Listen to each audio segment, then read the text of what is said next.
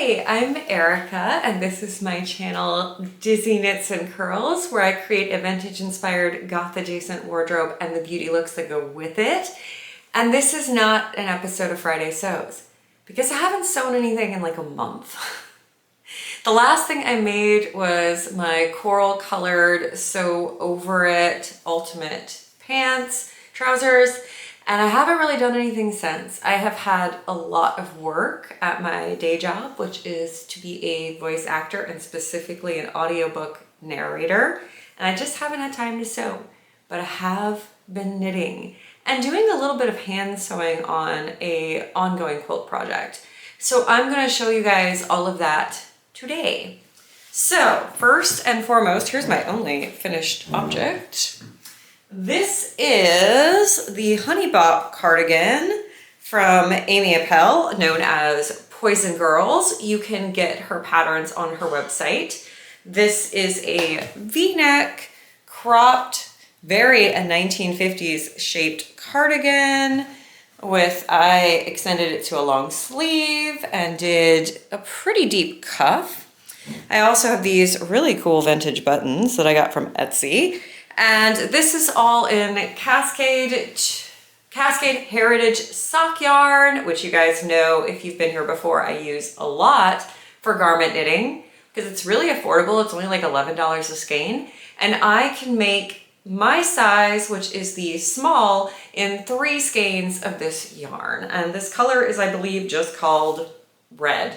I didn't even block it. I just started wearing it because these lightweight cardigans are so nice here in the Pacific Northwest where it has been warmer, but not exactly warm. So it's gonna be like 70 degrees today. So I'm wearing this with my Vampira sleeveless t-shirt and it is just the perfect amount of warmth. Next up, I have been knitting a sock. And this is really exciting for me because I have had this yarn, which is Opal sock yarn and their Neons collection for years. This is probably 15 years old. And every time I tried to knit with it, it had a lot of weird pooling.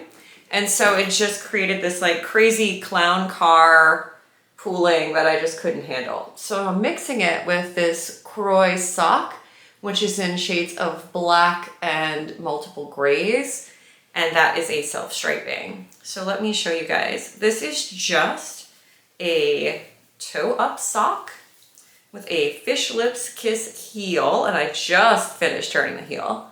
And then what I've done is done the toe in the black and white. You see how that stripes? And then every 1, 2, 3, 4, 5 rows, I switch colors. So I'll do a neon stripe every 5 rows, and then I've got these little blotches of neon in between my black and white striped sock. It's still a little crazy, but I feel much more comfortable with it, and I really like some of the textures I'm getting by mixing these 2 colors together. And it's nice to use some deep stash. So that is that. I have knit this sock really fast because I just haven't had a lot of brain power for anything difficult. So once I finished my sweater, I needed something really easy and a sock was perfect. So I might actually not take a year to knit these because I'm really excited about those color changes. And then the last knitting thing I have to show you is I have cast on a new project. So it is, I had a whole skein left of this red yarn from this sweater, the Cascade Heritage. And I have started the ribbing of a modified version of the home front jumper. Now what the home front is it's patterned by Sydney Crabaugh. I hope I did not say her name wrong. It's Squid School of Vintage Knitting on Patreon. And she has created the home front jumper, which is a pattern that allows you to basically have a basic recipe. I just said basically twice, sorry. It gives you a recipe to create a 1940s, 50s vintage in style jumper, sweater, without having to use a vintage style pattern. So it's all measurements based. So it all fits you based on your personal measurements. And that's really exciting because while I am a 34 bust, so I'm often the same size as a lot of vintage patterns, I don't find vintage patterns easy to work with. So the home front jumper was originally just a bottom up seamed or seamless pattern that is in fingering weight yarn. But right now on her Patreon, if you are of a certain tier, it's the tailor tier, which is a little bit more expensive. I can't remember exactly how much I'm paying, but it's like in the teens. It's like under $20. You get access to her home front hacks. So for the next 3 months, she's going to be hacking the home front jumper and teaching you how to add some different details to it or change it. And what I'm working on is this. This is the Betzler version of the home front. So as you can see, it's got this cute collar. It's got these fun stripes. And it is from one of Scarlett Johansson's jumpers in Jojo Rabbit. But what I think is interesting is this set of hacks is teaching you how to change the neckline.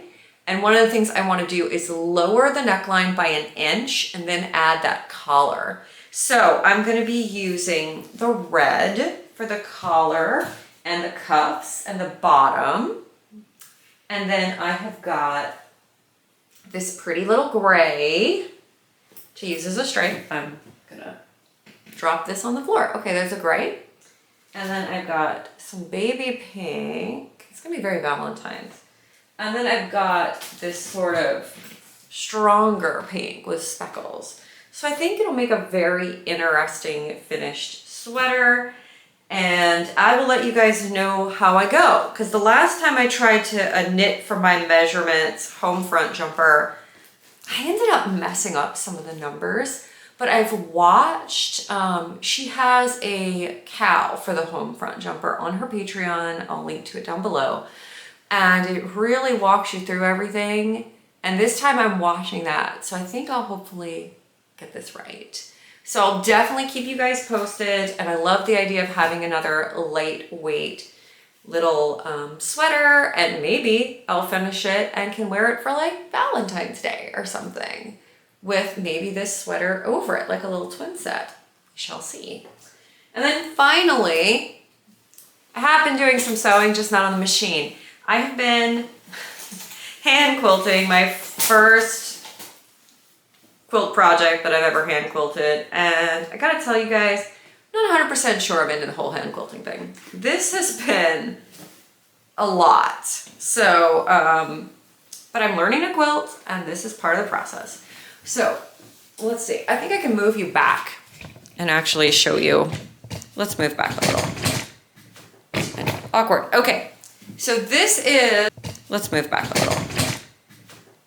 Awkward. Okay, so this is the quilt. It's a very small quilt. It's just a little, I don't know if you can see it, lap size sort of quilt. But I have begun the hand stitching process. So I don't know if you can see. Got some very messy, but made with love, little hand stitches here. The quilts, and then you can maybe see it a little better on the back, but maybe not. Yeah, see, there's some hand stitchery foolishness happening there. So the quilt is was made with all half square triangles.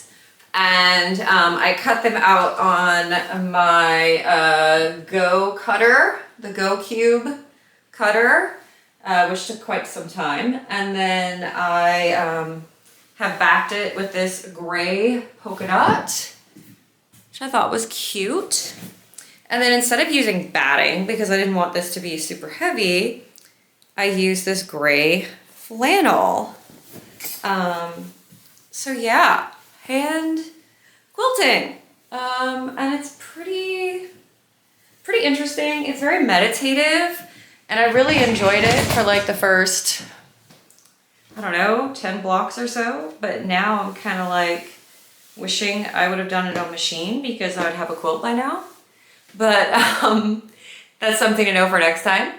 But either way, I'm happy. I just need to finish the hand quilting, bind this bad boy off, and I will have my first really finished quilt project. I've made a few tops, but this will be my first actual finished quilt. So yeah. And that's really about all for me today. I'm sorry I don't have more information for you guys about projects I'm doing because I have no plans.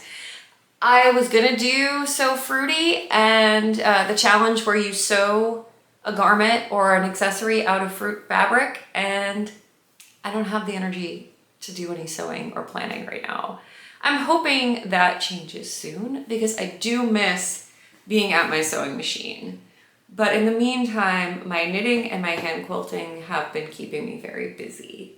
So I hope that you guys are doing well, and I will see you guys in my next video. If you enjoyed what you saw today, please do not hesitate to subscribe. It would mean the world to me, and I'll see you guys next time. Bye.